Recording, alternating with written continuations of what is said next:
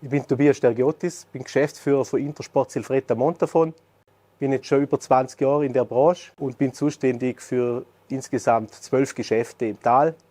Wir stehen jetzt hier in der M8, das ist unsere neue zentrale Skiwerkstatt. Wir schliffen hier in etwa 25.000 Paar Ski pro Winter, jetzt heuer aktuell in diesem Jahr nach oben natürlich noch Luft. Und schliffen für 12 Filialen hier im Tal und schleifen zusätzlich für Intersport Fischer für 5 Filialen im ganzen Vorarlberg.